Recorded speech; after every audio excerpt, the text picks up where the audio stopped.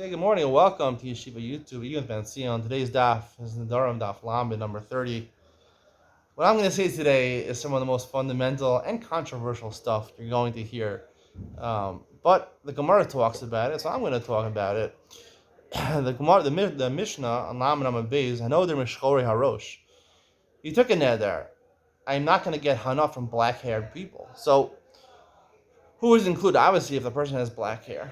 And he's a man, we'll see. So then he's also not only are you usher in men with black hair, presumably blonde hair, and red hair is also called black hair, but you're usher even bald people or people of white hair.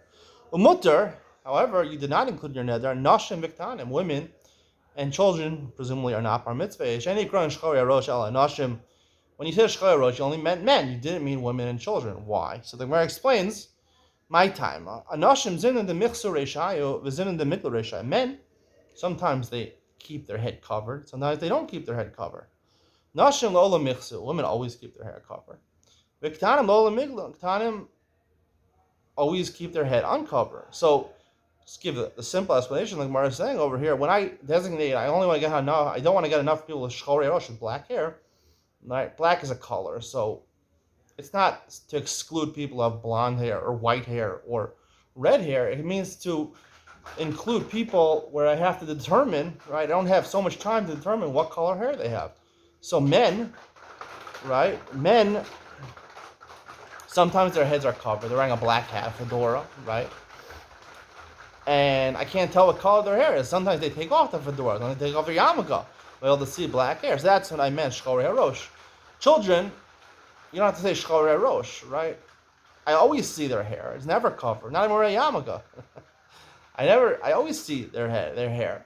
And women, I never see their hair. So I can never figure out if they have black hair or what color hair they have. So I didn't include women. I didn't include children because obviously you don't have to say shchorei rosh. You don't have to see what color their hair is. It's always uncovered. Now, the Gemara is making a pretty blanket statement over here. The Gemara is women always cover their hair. Now, the halacha is, right, practical halacha, is that women who are married have to cover their hair. Women who are not married do not have to cover their hair. So what should it be? It should be, right, men are asr, and women who are not married are asr. And ketanim. What about ketanim, right? Ketanim, they're not bar mitzvah. The minhag, I think most people is when the son has an upshare, and you give him a yarmulke. So his head is covered. It is covered. So what is saying his hair is not covered? So I think we have to learn practically from this Gemara that, first of all, let's start with women. Women, their hair has to be covered. Now, if you lived in my shir, Mesachel Suvos and Daf Iyun, right, I made it very clear that it doesn't mean that a woman has to cover her hair. It just means exactly the opposite. She has to look nice. She has to make her hair, right? She has to, right? The Gemara says, "Para rosh ha'isha," by the sota, you take out her braids. That's what it says. You take out her braids. A married woman has braids in her hair. Her hair is made in a bun. It's made in a nice way. To let your hair, without putting it in a ponytail or a half fall or a bun, leaving it undone is considered to be a nivul. Is considered to be you're not taking care of yourself. In other case, you're not taking care of yourself. Sometimes if you comb it, it looks nice. But if it's curly and it's got knots in it, it doesn't look nice. That's a nivul for a woman. It makes her degrades a woman. It's disgusting for a woman. That's what you do by a soda. She doesn't have to cover her hair, right? But she does have to make it look nice. She can put a ponytail in. She can put a bun. She can braid it. She can make it look in a nice way. So when the Gemara says their hair is always covered, it doesn't mean it doesn't mean it's covered with a hair with a sheitel or a tichel. No, it means that it's covered with, let's say, a headband, or it's covered with some ornament, something to put in your hair to make it look nice.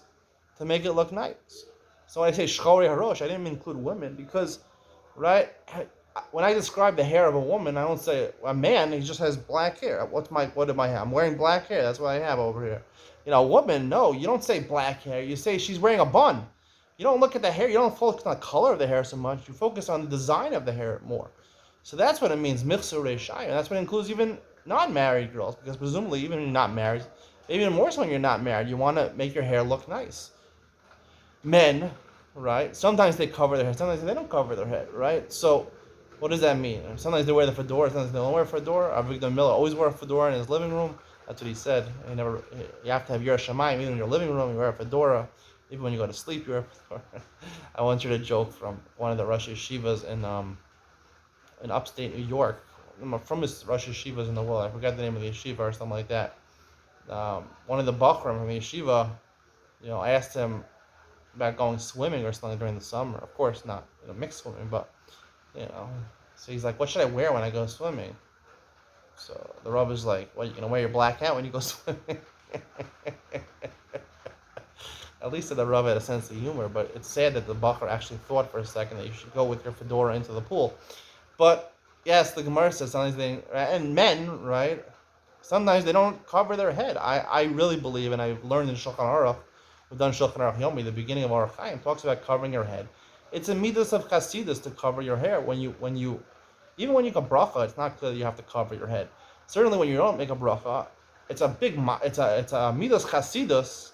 Right? For big people, they cover their heads maybe all the time, or when they're walking in the street. For non-big people, they don't cover their head, and you see that by important people, right? People that are wealthy people. A lot of times they'll wear something on their head, a nice little hat. You see some black celebrities wear a black fedora sometimes. Celebrities, they'll wear something on their head.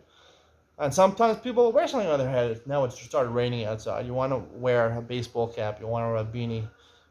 You want to cover your head. And sometimes you don't have to wear a yarmulke. That's what the Gemara is saying. Men, you don't have to wear a yarmulke all the time. And Ktanim, Hilra Mitzvah, they shouldn't be covering their head at all. They shouldn't be wearing a yarmulke at all. No, not when you get up straight and wear a yarmulke.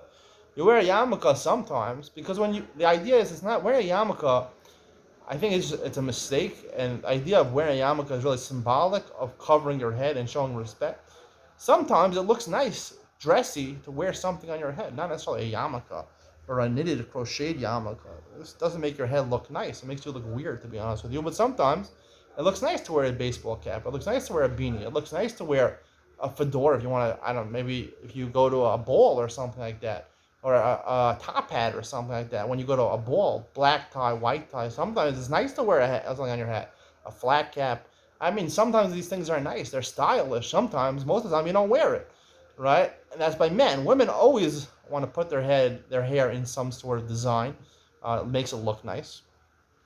And children should never be covering because they don't have to show respect to them. They should be playing, having a good time. They don't have to wear yarmulkes. This is what the Gemara is saying over here. I don't know another way of explaining the Gemara. I think this is correct. And, I'm drawing conclusions that I'm not going to follow myself. I'm still going to wear a yarmulke. My son is still going to wear a yarmulke when he gets an upsharing. But, I tell you what I think the truth is. I don't have the power to change the minhag right now. Maybe one day I will, but I don't have the power to change the minhag, and I'm not going to be out of the box and be weird, and people will denigrate me and look down on me in all sectors of Jewish society, unless I'm associated with Chilonim, people are not religious. So this is what I have to say. I think this is what the Gemara is saying. I think it's very clear from the Gemara. Hope you enjoyed today's share. See you.